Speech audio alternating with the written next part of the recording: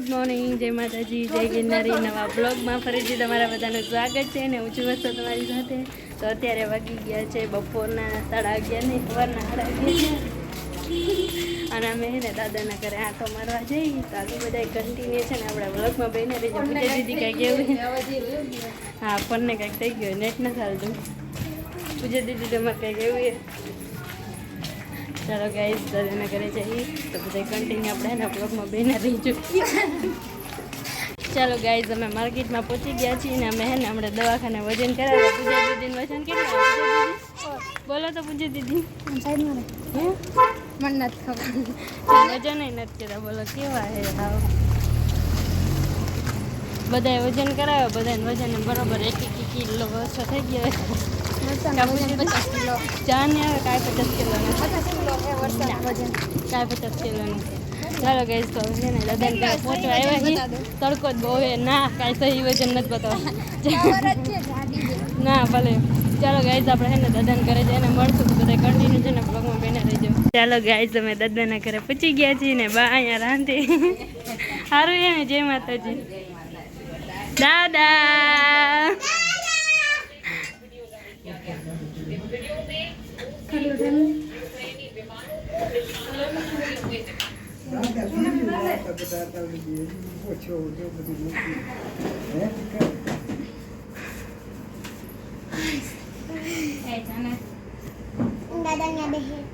હા કર્યો.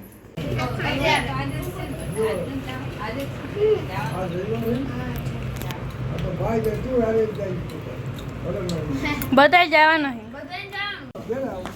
આટો મારવા આવજો દરરોજ.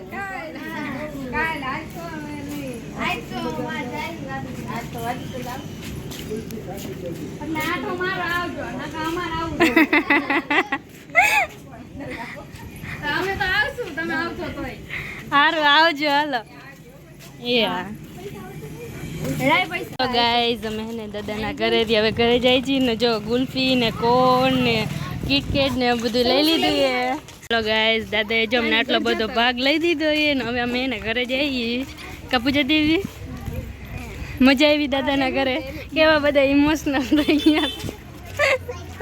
દાદા આંટો મારવા નતા આવતા ને હમણાંથી એટલે અમે એને આંટો મારવા ગયા હતા. દાદાને ખીજાવા ગયા હતા. કાપૂજા દીદી ગાઈઝ બધા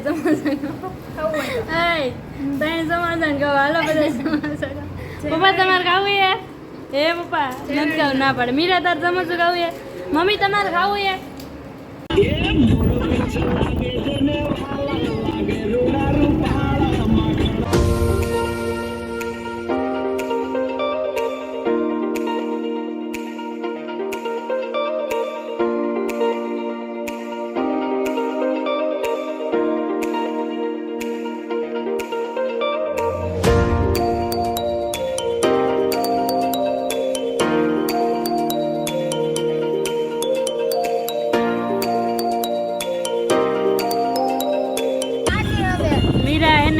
કાઢે અત્યારે ગાંડી થઈ ગયા તો. ચાલો ગઈ તમે આવી ગઈ પાણીપુરી ખાવા. જય મેડીમાં